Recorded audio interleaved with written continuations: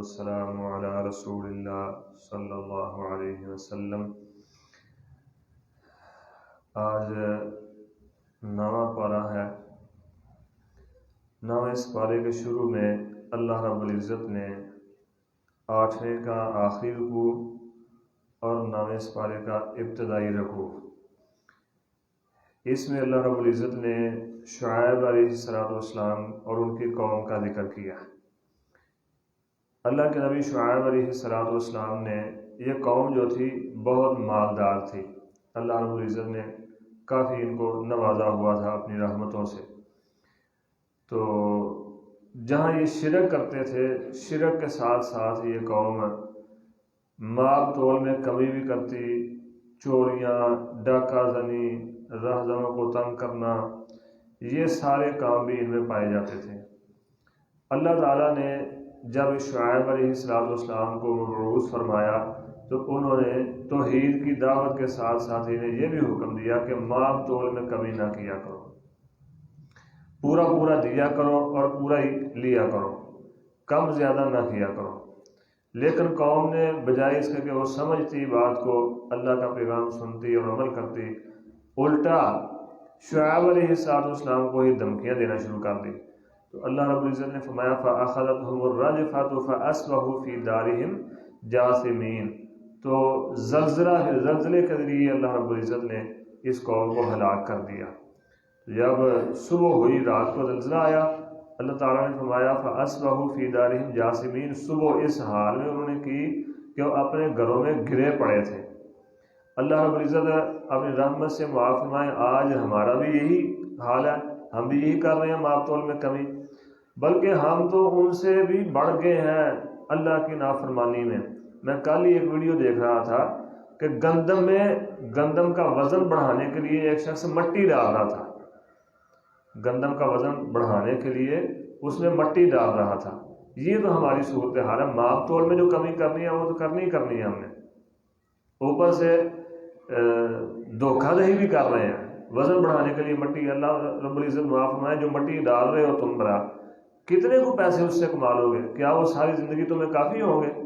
یقیناً وہ کافی نہیں ہوں گے۔ لیکن ہماری جو ہے نا وہ اخلاقی صورتحال یہ ہے، ایمانی صورتحال یہ ہے کہ ہم ان قوموں سے بھی اللہ تعالیٰ معاف فرمائے کہیں بدتر ہی تقریباً ہو چکے ہیں۔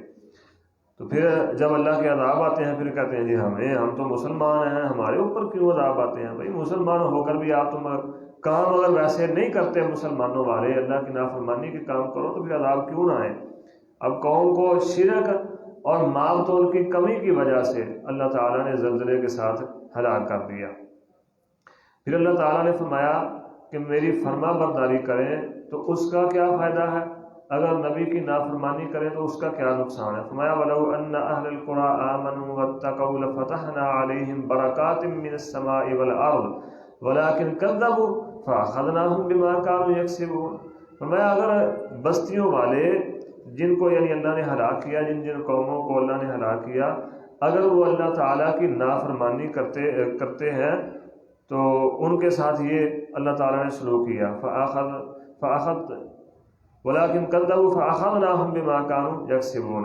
ہاں یہ تو سزائیں تھیں ان کے جھٹلانے کی وجہ سے، لیکن وَلَوْ أَنَّ أَهْلَ الْقُرَىٰ آمَنُوا وَاتَّقَوْا لَفَتَحْنَا عَلَيْهِمْ، اگر وہ فرما برداری کرتے اور ڈرتے اللہ تعالیٰ سے، اللہ کے مطیع اور فرما بردار ہو جاتے، لَفَتَحْنَا عَلَيْهِمْ بَرَكَاتٍ مِّنَ السَّمَاءِ، اللہ پھر برکات من السماء والارض، آسمان سے بھی اپنی رحمت کے ساتھ برکتیں نازل فرماتا اور زمین سے بھی برکتیں نکلتے۔ یہ فائدہ ہے نبی کی فرما برداری کا، جو بات نبی حکم دے دے اس کی فرما برداری کا یہ فائدہ کہ آسمان سے بھی برکتیں نازل ہوتی ہیں اور زمین سے بھی برکتیں نکلتی ہیں۔ پھر اللہ تعالیٰ نے سیدنا موسیٰ علیہ السلام ان کی قوم اور فرعون کا واقعہ ذکر فرمایا تفصیل کے ساتھ۔ موسیٰ علیہ السلام نے آ کر فرعون کو کہا میں اللہ کا نبی ہوں، تمہاری طرف بھیجا گیا ہوں تو ایمان لاؤ، قبول کرو۔ اس نے کہا جی یہ کیسے ہو سکتا ہے، کیا دلیل ہے؟ میرے گھر میں تم پڑے ہو، یہ مفہومی طور پر بات کرنے لگا، میرے گھر میں تم پڑے ہو، میرے پاس رہے ہو، بچپنا میرے پاس گزارا ہے، میرا کھایا میرا پیا، تو یہ کیسے ہو سکتا ہے تم نبی بن کے آ گئے ہو؟ کیا دلیل ہے تمہارے پاس؟ موسیٰ علیہ السلام نے جو اللہ نے معجزات دو عطا کیے تھے، ہاتھ کو بغل میں کیا، باہر نکالا تو اس نے چمکنا شروع کر دیا، اور جو پاس آسا تھا، ڈنڈا تھا، اس کو زمین پر پھینکا تو وہ سانپ بن گیا۔ تو بجائے اس کے کہ قوم اور فرعون مانتے، کہنے لگے یہ تو جادو ہے کھلا۔ میں یہ بات یاد رکھیں کہ جو بھی نبی اللہ رب العزت نے بھیجا ہے اسے معجزات وہی عطا فرمائے ہیں جو وقت کے حساب سے قوم میں ہوتے تھے۔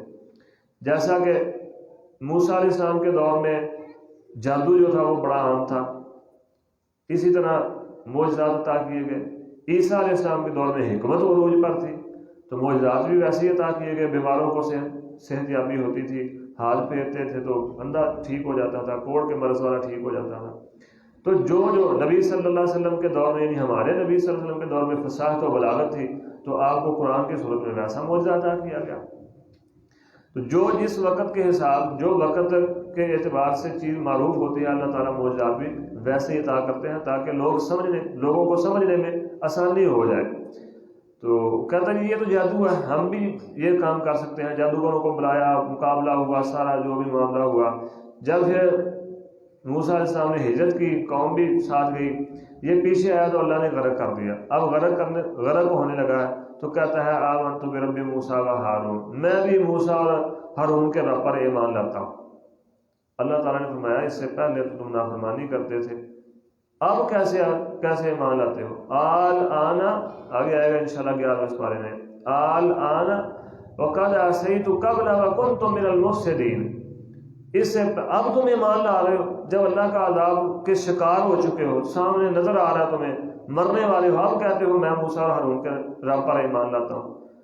اس سے پہلے تم نافرمانی کرتے تھے، بڑا تمہیں سمجھایا لیکن تم نہیں سمجھتے تھے، اب عذاب کا مزہ چکھو، اب کوئی تمہارے بچنے کی صورت نہیں ہے۔ پھر جب بنی اسرائیل ہجرت کر کے سمندر پار کر گئے، فرعون غرق ہو گیا، قوم فرعون کے ساتھی جو تھے وہ مر گئے، اللہ کے عذاب کا شکار ہو گئے، قوم چلی گئی، تو آگے جا کر موسیٰ علیہ السلام سے قوم کہنے لگی کہ ہمارے لیے بھی کچھ ایسے لوگوں کے پاس سے گزرے جو بت کی پوجا کر رہے تھے۔ تو موسیٰ علیہ السلام کو کہتے ہیں وَجَاوَزْنَا بِبَنِي إِسْرَائِيلَ الْبَحْرَ فَأَتَوْا عَلَىٰ قَوْمٍ يَعْكُفُونَ عَلَىٰ أَصْنَامٍ لَهُمْ قَالُوا يَا مُوسَى اجْعَل لَّنَا إِلَٰهًا كَمَا لَهُمْ آلِهَةٌ، اے موسیٰ جس طرح ان کا معبود ہے کوئی ہمارا معبود بھی اس طرح بنا دو، کوئی بت ہمیں بھی دے دو جس کی ہم پوجا کریں۔ تو اللہ کے بندو، اللہ نے تمہیں غلامی سے نجات عطا فرمائی ہے، تمہیں آزادی عطا فرما دی ہے، تم پھر بتوں کے پاس جا رہے ہو، پھر اللہ کے علاوہ اوروں کی پوجا ہی کر رہے ہو۔ یعنی ایسے نافرمان تھے کہ اللہ کی اتنی بڑی رحمت، اتنی بڑی نعمت سے اللہ نے نواز دیا کہ اللہ نے غلامی سے نکال کر آزادی عطا فرما دی۔ عورتوں کو قتل چھوڑ دیتے تھے، لڑکوں کو، مردوں کو قتل کر دیتے تھے، اس غلامی کی یہ صورتحال تھی۔ اللہ نے اپنی رحمت سے آزادی عطا فرمائی۔ پھر فرعون جب سر پر آن کھڑا ہوا پھر بھی اللہ نے بچا لیا۔ کہتے ہیں جی ہمارے لیے بھی کوئی اس طرح کا بت ہونا چاہیے جس کی ہم پوجا کریں۔ قالوا یا موسیٰ اجعل لنا الہا کما لہم آلہہ، اس طرح کا ہمارے لیے بھی معبود بنا دو جس کی ہم پوجا کریں۔ اللہ تعالیٰ اپنی رحمت سے محفوظ فرمائے شرک سے۔ شرک اور غلامی ایک ایسا عذاب ہے اللہ کا، غلامی کہ انسان کی سوچ بھی بدل دیتی ہے، انسان کی فکر بھی بدل دیتی ہے، انسان کے عمل کو بھی بدل کر رکھ دیتی ہے۔ تو اللہ تعالیٰ نے ہمیں آزادی عطا فرمائی ہے، عبادت میں ہمیں آزادی ہے، دوسرے تیسرے معاملات میں آزادی ہے، تو اللہ کا شکر کرنا چاہیے۔ آج بھی کچھ لوگ ہیں جو کہتے ہیں کہ ہم تو جی وہ انڈیا کے ساتھ رہتے تھے وہ ٹھیک تھا۔ اللہ کے بندو جو وہاں رہتے ہیں ان کو پوچھو وہ ٹھیک ہے یا نہیں ٹھیک۔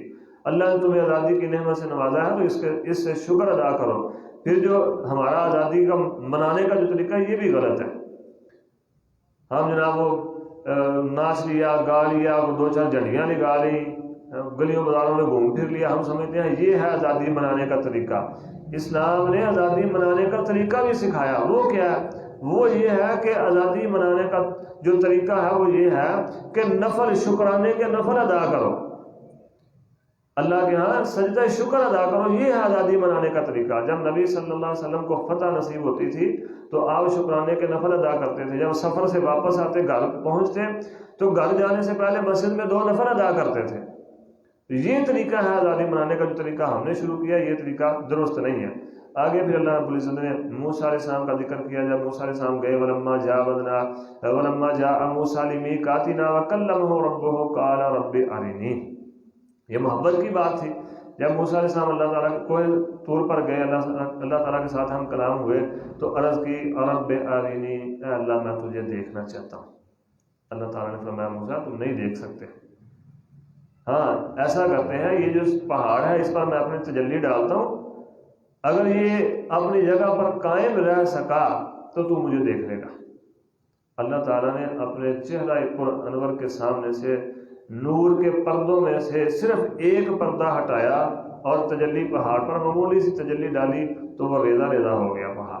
موسیٰ علیہ السلام بے ہوش ہو گئے، جب ہوش آئی تو عرض کی یا اللہ تو پاک ہے، میں تیرا مطیع اور تیرا فرما بردار ہوں۔ تو موسیٰ علیہ السلام نہیں دیکھ سکے دنیا میں اللہ تعالیٰ کی ذات کو۔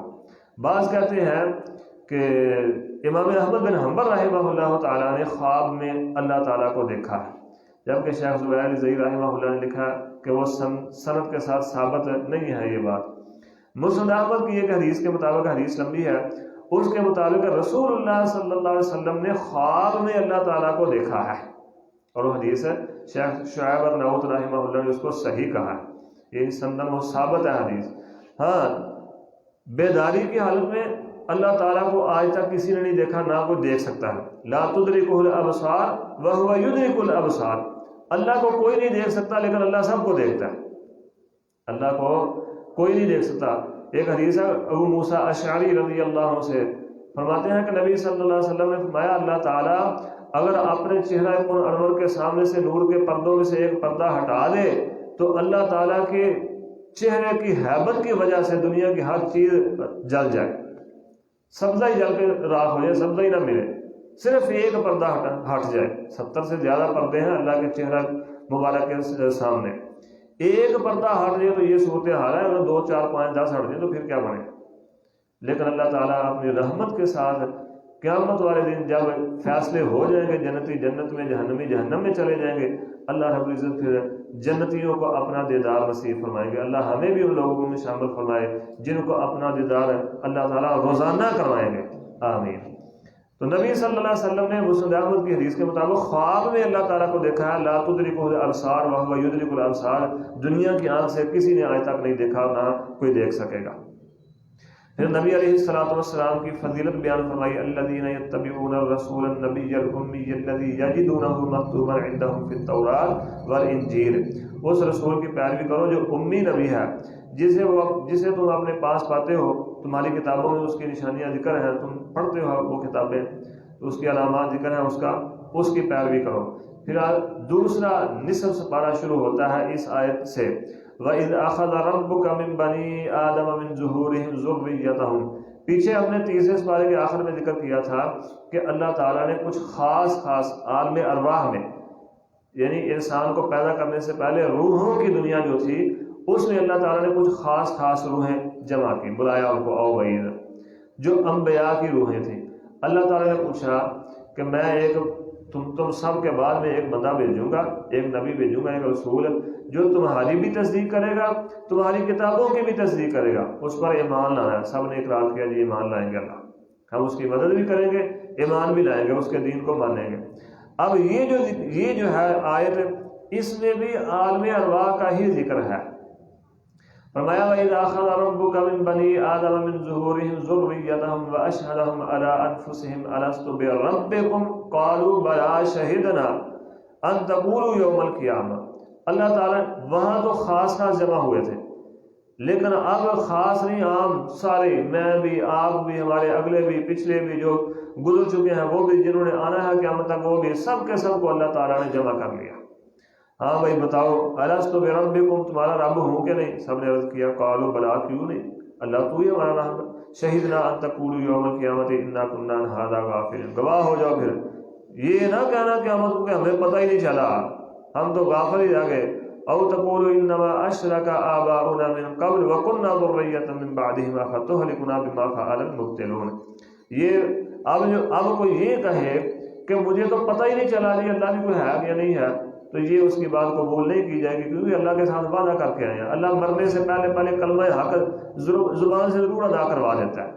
تو قیامت کو یہ عذر نہیں کسی کا بھی چلے گا کہ میں تو مجھے تو پتہ ہی نہیں چلا، میرے پاس تو نبی کی نبوت پہنچی نہیں ہے، میرے پاس تو نبی کی دعوت پہنچی نہیں ہے۔ اللہ نے کیا دنیا میں بھیجنے سے پہلے پھر اللہ تعالیٰ جب پیدا کرتے ہیں انسان کو تو فطرت اسلام پر پیدا کرتے ہیں۔ یوں سمجھ لیں کہ انسان کے اندر یہ ضمیر جو ہے، انسان کے اندر ایک مادہ ایسا ہوتا ہے جو اسے بتاتا ہے، نہ بھی نبی کی دعوت پہنچے پھر بھی وہ اسے بتاتا ہے کہ بھائی تم یہ غلط کر رہے ہو، یہ صحیح کر رہے ہو۔ غلط یعنی اچھائی اور برائی کا فیصلہ انسان خود بھی کر سکتا ہے، نہ بھی دین کی دعوت پہنچے اللہ کے ساتھ وعدہ کر کے آیا ہے کہ یا اللہ تو ہی میرا رب ہے، تیری ہی عبادت کروں گا۔ آگے فرمایا وَلِلَّهِ الْأَسْمَاءُ الْحُسْنَى فَادْعُوهُ بِهَا وَذَرُوا الَّذِينَ يُلْحِدُونَ فِي أَسْمَائِهِ سَيُجْزَوْنَ مَا كَانُوا يَعْمَلُونَ۔ اللہ تعالیٰ کے اچھے اچھے نام ہیں، ان ناموں کے ساتھ اللہ تعالیٰ کو پکارو۔ میں نے پیچھے بھی ذکر کیا تھا کہ اللہ تعالیٰ کا جو چھٹے سپارے میں ہے یا ایھا الذین آمنوا اتقوا اللہ وابتغوا الیہ الوسیلہ، چھٹے سپارے کے دوسرے نصف کی پہلی آیت، یا ایھا الذین آمنوا اتقوا اللہ وابتغوا الیہ الوسیلہ، وسیلہ تلاش کرو، اللہ سے ڈرو اور وسیلہ تلاش کرو۔ وسیلہ کیا ہے؟ میں نے وہاں تفصیل سے بتایا تھا، ایک صورت وسیلے کی یہ تھی وَلِلَّهِ الْأَسْمَاءُ الْحُسْنَى، اللہ کے اچھے اچھے نام ہیں، ان ناموں کے ساتھ اللہ کو پکارو۔ اب مشرکین مکہ جو تھے وہ اللہ تعالیٰ کی صفت الرحمن کا انکار کرتے تھے، کہتے یہ الرحمن کون ہے؟ ہمیں نہیں پتا کون ہے الرحمن، ہم نہیں جانتے رحمان۔ اصل میں وہ اس لیے انکار بھی کرتے تھے کہ صفت الرحمن قاضی سلیمان منصور پوری رحمہ اللہ نے اپنی کتاب میں لکھا ہے کہ صفت الرحمن اللہ تعالیٰ نے سب سے پہلے محمد رسول اللہ صلی اللہ علیہ وسلم کو ہی سکھائی ہے۔ اس سے پہلے اللہ تعالیٰ نے اپنی صفت الرحمن کا ذکر پہلی قوموں میں، پہلی امتوں میں، پہلے نبیوں میں نہیں کیا۔ تو یہ وجہ بھی تھی ان کے انکار کرنے کی، ان کو پتہ ہی نہیں تھا صفت الرحمن ہے ابھی کہ نہیں۔ تو اللہ تعالیٰ کی یہ ایک صفت بھی تھی۔ اللہ نے فرمایا وَذَرُوا الَّذِينَ يُلْحِدُونَ، یعنی راستے سے نہیں ہٹنا، کج روی اختیار نہیں کرنی، اللہ کی صفتوں کا انکار نہیں کرنا یا تعویلات نہیں کرنی، جس طرح بتایا گیا ہے اسی طرح من و عین ماننا ہے۔ اللہ تعالیٰ کے بعد کہتے ہیں کہ اللہ کی کوئی صفت ہی نہیں ہے، صرف ایک نام ہے اللہ، بس کوئی اس کے علاوہ نام نہیں، صفاتی صورتی نام کوئی نہیں ہے اللہ کے، بلکہ یہ اللہ تعالیٰ کے صفاتی نام ہیں۔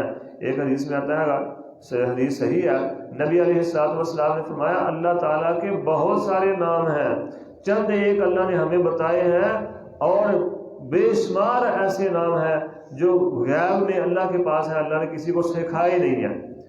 صحیح مسلم کی حدیث ہے، نبی صلی اللہ علیہ وسلم نے فرمایا قیامت والے دن اللہ تعالیٰ مجھے اپنی تعریف کے ایسے کلمے سکھائے گا جو آج تک کسی کو نہیں اللہ نے سکھائے، وہ قیامت والے دن صرف مجھے ہی سکھائے گا۔ میں ان کلمات کے ساتھ اللہ تعالیٰ سے دعا کروں گا قیامت والے دن۔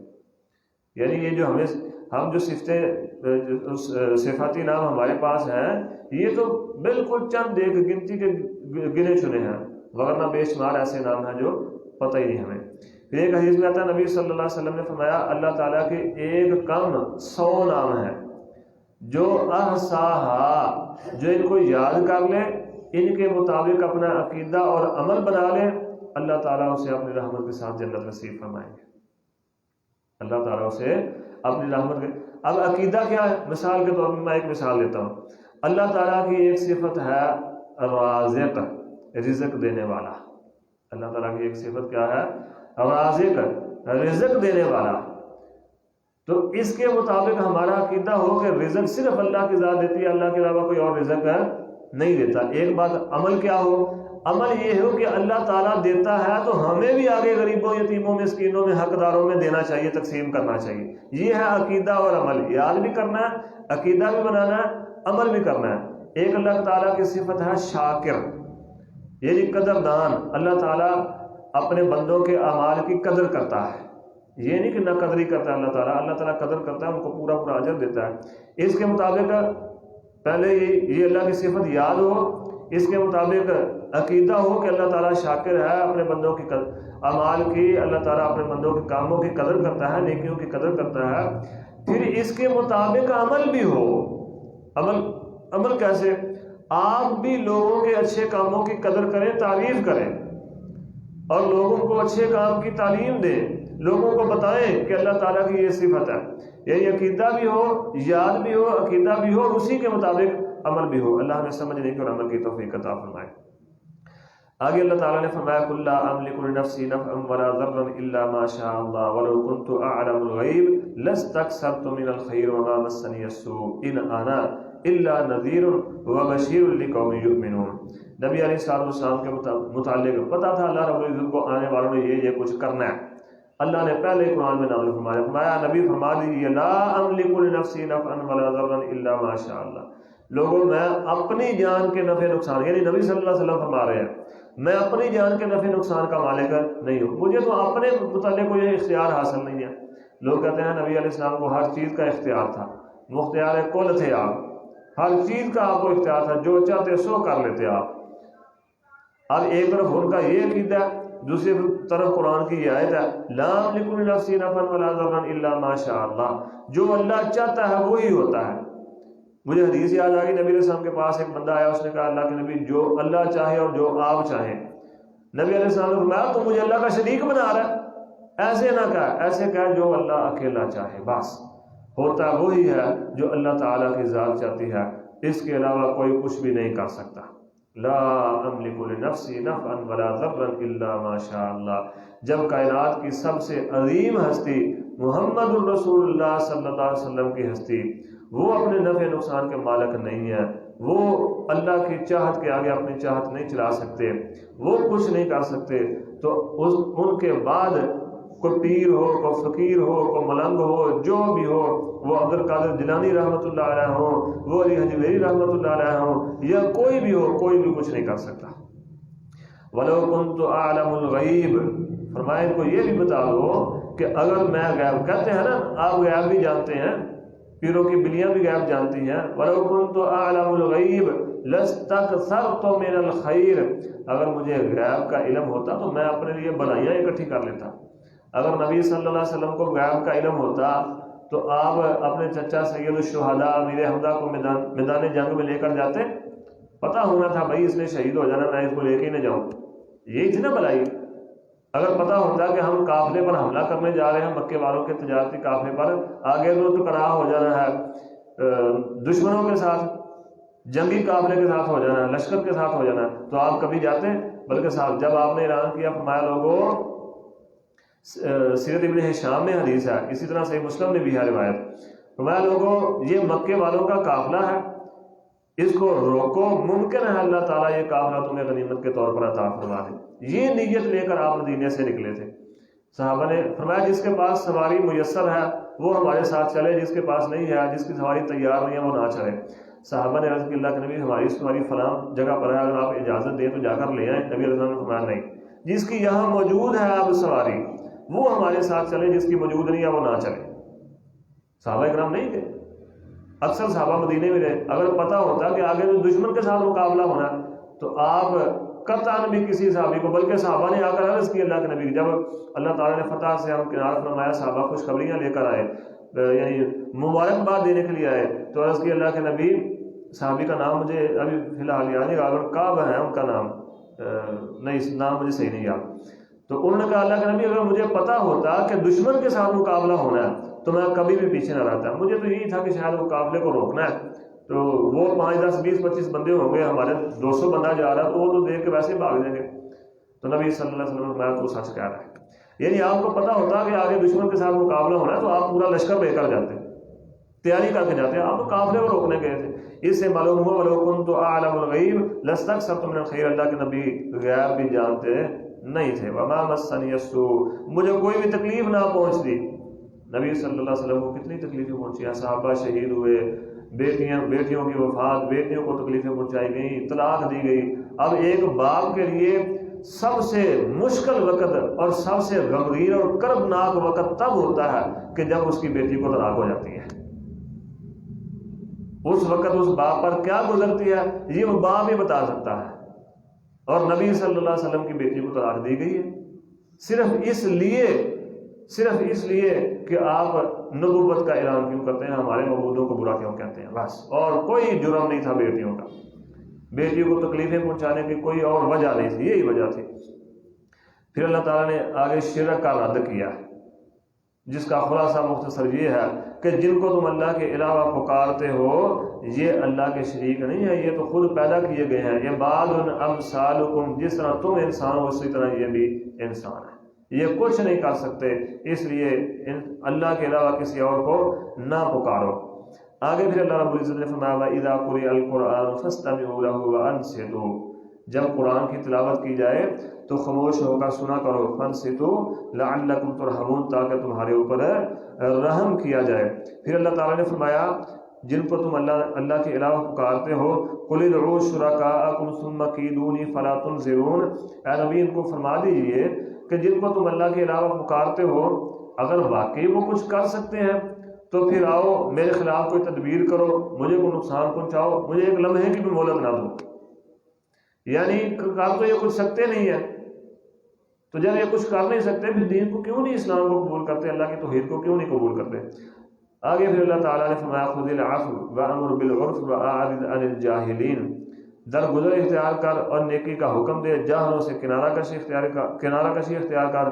اگر کبھی شیطان کی طرف سے کوئی اکساہٹ تجھے ابار ہی دے تو اللہ کی پناہ طلب کر، بے شک وہ سب کچھ سننے والا، سب کچھ جاننے والا ہے۔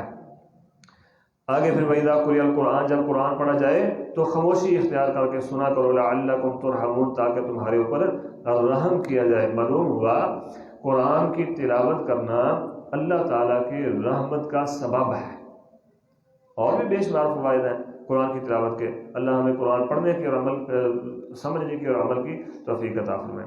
آگے سورۃ الانفال شروع ہوتی ہے، اس کے شروع میں یہ نبی علیہ السلام کی ہجرت کے بعد، واقعہ بدر کے بعد متصل بعد یہ صورت نازل ہوئی تھی۔ اس میں مسلمانوں کی حوصلہ افزائی کی گئی اور جہاد کے متعلق احکامات جاری کیے گئے، مال غنیمت کے متعلق بتایا گیا۔ جب غنیمت کا مال اکٹھا ہوا تو باہم جو ہے اختلاف ہوا کہ اب یہ کس کو دینا ہے، اللہ تعالیٰ نے اس کے متعلق احکامات جاری فرمائے۔ پھر فرمایا انما المؤمنون الذین اذا ذکر اللہ وجلت قلوبهم واذا تلیت علیہم آیاتہ زادتہم ایمانا، جب ایمان والوں پر قرآن کی تلاوت کی جاتی ہے تو ان کے ایمان بڑھ جائے، وہ ڈر جاتے ہیں، وہ ڈر جاتے ہیں۔ تلیت علیہم آیاتہ زادتہم ایمانا وجلت قلوبہم، ان کے دل ڈر جاتے ہیں اللہ کے ذکر کی وجہ سے، اللہ کے غضب اور غصے کی وجہ سے وہ ڈر جاتے ہیں۔ زادتہم ایمانا، ان کے ایمان زیادہ ہو جاتے ہیں۔ بعض الناس جو یہ کہتے ہیں کہ ایمان منجمد چیز ہے، نہ یہ بڑھتا ہے نہ یہ کم ہوتا ہے، یہ آیت ان کا رد کرتی ہے کہ ایمان کم بھی ہوتا ہے، ایمان زیادہ بھی ہوتا ہے، نیکی کرو ایمان زیادہ ہو جاتا ہے، اللہ کی نافرمانی کرو تو ایمان کم ہو جاتا ہے۔ پھر آگے واقعہ بدر کے پس منظر اللہ رب العزت نے مختصر سا بیان فرمایا، اس کے حالات اللہ تعالیٰ نے بیان فرمایا کہ یہ کچھ ہوا۔ پھر جہاد کے آداب اللہ نے بیان فرمائے، جیسا کہ فرمایا یا ایھا الذین آمنوا اذا لقیتم الذین کفروا زحفا فلا تولوهم الادبار، جب دشمن سے مقابلہ ہو جائے، لشکر کی صورت میں تم ملو دشمن کو تو پھر پیچھے بھاگنا نہیں ہے، پیٹ پھیر کر واپس نہیں آنا، پھر اللہ کا نام لے کے مقابلہ کرنا ہے۔ غلبہ اللہ تعالیٰ تمہیں عطا فرمائے گا، فتح تمہاری ہی ہوگی، استقامت کے ساتھ اللہ پر بھروسہ کرتے ہوئے، اللہ کا ذکر کرتے ہوئے میدان جہاد میں اترنا ہے۔ وَإِذْ يَمْكُرُ بِكَ الَّذِينَ كَفَرُوا لِيُثْبِتُوكَ أَوْ يَقْتُلُوكَ أَوْ يُخْرِجُوكَ وَيَمْكُرُونَ وَيَمْكُرُ اللَّهُ، وہ آپ کے خلاف خفیہ تدبیریں کر رہے تھے، وہ آپ کے خلاف خفیہ تدبیریں کر رہے تھے، زمین پر وہ تدبیریں کر رہے تھے، وَيَمْكُرُ اللَّهُ، اور اللہ تعالیٰ نے بھی تدبیریں کی، وَاللَّهُ خَيْرُ الْمَاكِرِينَ، اور بہترین تدبیر کرنے والی ذات صرف اللہ کی ذات ہے۔ جو تدبیر اللہ تعالیٰ کرے اس کے مقابلے میں کوئی تدبیر کر سکتا نہیں ہے۔ آگے اللہ تعالیٰ نے فرمایا انما اموالکم و اولادکم فتنۃ، یہ دنیا کا مال اور اولاد تمہارے لیے آزمائش ہے، ان کو ہی حرف آخر نہیں سمجھ لینا۔ اللہ نے مال غنیمت عطا فرمایا، فتح عطا فرمائی ہے، یا بعد میں آنے والوں کو اللہ مال عطا فرمائے گا، تو یہ مت سمجھے کہ یہ بس ہماری یہ دنیا ہی سارا کچھ ہے، اس کے علاوہ کچھ نہیں ہے۔ فرمایا یہ تو تمہارے لیے صرف آزمائش ہے، اصل تمہاری زندگی آگے والی ہے، اس کی تیاری کر کے آنی ہے۔ تو آگے بھی اللہ تعالیٰ نے مشرکین مکہ پیچھے جو تھی سورۃ انعام اور اعراف، اس میں شرک اور مشرک قوموں کی ہلاکت کا سبب تھا۔ سورۃ انفال میں اللہ تعالیٰ نے مشرکین مکہ کا جو ہے وہ ہلاکت اس کے اسباب بیان فرمائے کہ یہ کیوں اللہ نے ہلاک کیے۔ جتنے بھی سردار تھے بدر میں اللہ نے سارے قتل کروا دیے، جتنے بھی باغی تھے جتنے بھی، وہ سارے اللہ نے قتل کروا دیے۔ اور ایک سبب اس کا اللہ تعالیٰ نے یہ بیان فرمایا، میں وَإِذْ قَالَ اللَّهُمَّ إِنْ كَانَ هَذَا هُوَ الْحَقُّ مِنْ عِنْدِكَ فَأَمْطِرْ عَلَيْنَا حِجَارَةً مِنَ السَّمَاءِ أَوْ ائْتِنَا بِعَذَابٍ أَلِيمٍ۔ اللہ اکبر، اللہم لا تجعلنا منہم۔ کہنے لگے اللہ، کعبے کا غلام پکڑ کے ظالم یہ کہتے تھے، بیت اللہ کا غلام پکڑ کے کہتے تھے اللہ اگر یہ تیرا نبی واقعی تیرا سچا نبی ہے تو ہم نہیں مانتے، جاؤ فَأَمْطِرْ عَلَيْنَا حِجَارَةً مِنَ السَّمَاء، ہمارے اوپر آسمان سے پتھر نازل کر، پتھر برسا ہمارے اوپر، ہم نہیں مانتے اس کو۔ أَوْ ائْتِنَا بِعَذَابٍ أَلِيمٍ، یا کوئی اور عذاب ہمارے اوپر نازل کر دے، ہم نے تیرے نبی کو نہیں ماننا۔ اللہ اکبر، ہر چیز دیکھی ہے، نبی کے معجزات دیکھے ہیں، نبوت کے دلائل دیکھے ہیں، توحید کے دلائل سمجھے ہیں، نبی کو نبوت سے پہلے بھی جانتے تھے کہ نبی علیہ السلام کا کیسا اخلاق تھا، کیسا رویہ تھا، کیسی ذات تھی آپ کی، اس کے باوجود یہ صورتحال تھی۔ اللہ تعالیٰ نے بھی آگے سے جواب دیا، فرمایا وَمَا كَانَ اللَّهُ لِيُعَذِّبَهُمْ وَأَنْتَ فِيهِمْ وَمَا كَانَ اللَّهُ لِيُعَذِّبَهُمْ وَأَنْتَ فِيهِمْ وَمَا كَانَ اللَّهُ مُعَذِّبَهُمْ وَهُمْ يَسْتَغْفِرُونَ وَمَا لَهُمْ أَلَّا يُعَذِّبَهُمُ اللَّهُ وَهُمْ يَصُدُّونَ عَنِ الْمَسْجِدِ الْحَرَامِ وَمَا كَانُوا أَوْلِيَاءَهُ إِنْ أَوْلِيَاؤُهُ إِلَّا الْمُتَّقُونَ وَلَكِنَّ أَكْثَرَهُمْ لَا يَعْلَمُونَ۔ کون سی ایسی بات ہے وَمَا كَانَ اللَّهُ لِيُعَذِّبَهُمْ وَأَنْتَ فِيهِمْ وَمَا كَانَ اللَّهُ مُعَذِّبَهُمْ وَهُمْ يَسْتَغْفِرُونَ وَمَا لَهُمْ أَلَّا يُعَذِّبَهُمُ اللَّهُ وَهُمْ يَصُدُّونَ عَنِ الْمَسْجِدِ الْحَرَامِ۔ کون سا ایسا کام ہے جو تم نے چھوڑا ہو؟